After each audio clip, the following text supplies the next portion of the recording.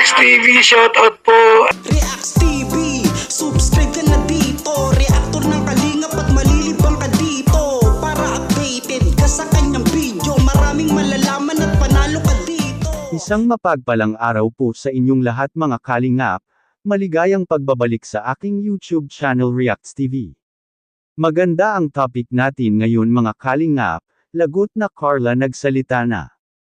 Kuya Jomar tikom na lang ang bibig. Yan ay sama-sama nating tutukan mamaya mga kalingap. Pero bago ang lahat kung nagustuhan niyo po ang ganitong klaseng reaction video na ito.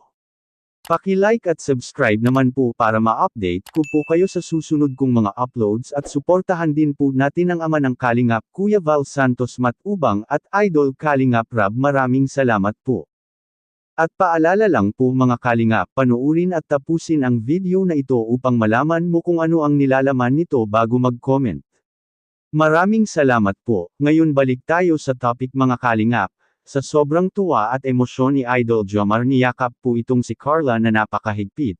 Sa sobrang saya na kanyang nakita, na meron na pong bangka ang tatay ni Carla, hindi po napigilan na iyak na rin ang tatay ni Carla. Ngayon ang tanong mga kalingap, tanggap na ba si Kuya Jomar sa tatay at nanay ni Carla? Please comment lang po sa ibaba mga kalingap. Ngayon balik tayo sa topic, hindi na po natiis ni Carla na magsasalita sa harapan ni Idol Jomar, walang prino-prino dahil si Idol Jomar ay cute daw. Wow, sweet naman, tapos umiyak daw ito sa Hong Kong. Totoo ba? Baka na-miss lang niya si Carla mga kalingap. At maraming natanggap na biyaya si Carla mga kalingap. Galing sa kanyang mga iba't ibang sponsors from Hong Kong. Meron pa itong sinabi na sana makasama na siya sa Hong Kong. Lahat ng Kalingap Angels, at marami ang matutuwa dito kung sakaling matutuloy. Imagine nyo parang artista ang Kalingap noong nasa Hong Kong pa po sila. Ang daming supporters. Kaya ngayon kung matuloy na ang plano na isasama na lahat ang Kalingap Angels. Maraming ma-excite dito. Ngayon balik tayo sa topic, klarong-klaro sa mukha ni Carla na totoo ang kanyang nararamdaman kay Idol Jomar. Sa palagay niyo mga kalingap kung kayo ang tatanungin.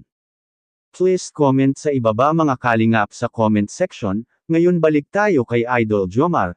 Tikang bibig na lang si Idol Jomar mga kalingap dahil nataman ito sa sinasabi ni Carla mga kalingap. Walang magagawa si Idol Jomar, dahil straight to the point itong si Carla kung magsabi. Ito ay isang kaunting reaction video lamang mga kalingap at pwede po kayong mag-comment po sa ibaba sa ating comment section mga kalingap para po malalaman po natin ang mga opinyon po ninyo. At bago po tayo magtatapos, babalik-balikan ko po ito na palagi po nating suportahan si Idol Kalingap Rab sa kanyang mga vlog dahil dito kinukuha ang mga gastusin tulad ng pabahay. At mga allowances sa ating mga beneficiaries at mga sahod rin sa mga K-Boys. Maraming salamat po. At hanggang dito lang po muna ang ating Kalingap Reacts TV update ngayong araw mga kalingap. Huwag kalimutang mag-like at subscribe at i-on ang notification bell for more updates. Maraming salamat po. Mabuhay tayong lahat. God bless us all.